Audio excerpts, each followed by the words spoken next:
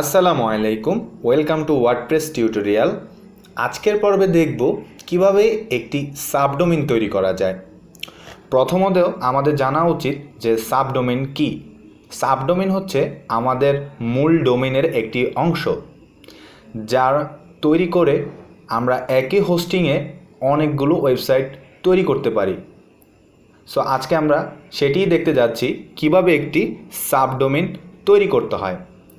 Subdomain তৈরি করার জন্য প্রথমে আমাদের cpanel লগ ইন করতে হবে। লগ ইন করার পর cpanel সার্চ বারে লিখতে হবে সাবডোমেইন।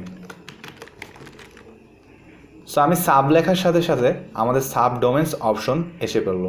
সো আমি সেখানে ক্লিক করছি। সো আমাকে বলা হচ্ছে যে ক্রিয়েট এ সাবডোমেইন। আমি প্রথমে বলে রাখছি আমার মেইন ডোমেইন হচ্ছে এটি। সো আমি এই ডোমেইনের আন্ডারে, এটা হচ্ছে আমাদের রুট ডোমেইন অর্থাৎ মেইন ডোমেইন, এই ডোমেইনের আন্ডারেই আমরা সাবডোমেইন তৈরি করব।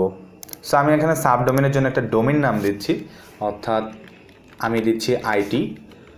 সো আমি আমার মাউসকে একটু যদি ফাঁকা স্থানে ক্লিক করি, দেন আমাদের এখানে লেখা আসছে it.agoravidionline.com। সো আমি এখানে ক্রিয়েটে ক্লিক করব।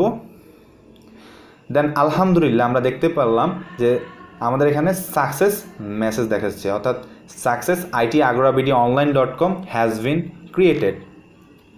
সো আমরা খুব ইজিলিভাবে দেখতে পারলাম কিভাবে আমাদের একটি সাবডোমেইন তৈরি করা যায়।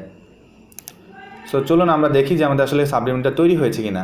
এই যে দেখুন, আমরা দেখতে পাচ্ছি যে আমাদের সাবডোমেইন আলহামদুলিল্লাহ অলরেডি তৈরি হয়েছে। আমাদের এখানে ম্যানেজের রিডাইরেকশন দেখাচ্ছে, অর্থাৎ আমাদের যে মেইন ফাইলটি আছে সাবডোমেইনের, ওই ফাইলে আর কি ঢোকার জন্য করতেছে আর কি।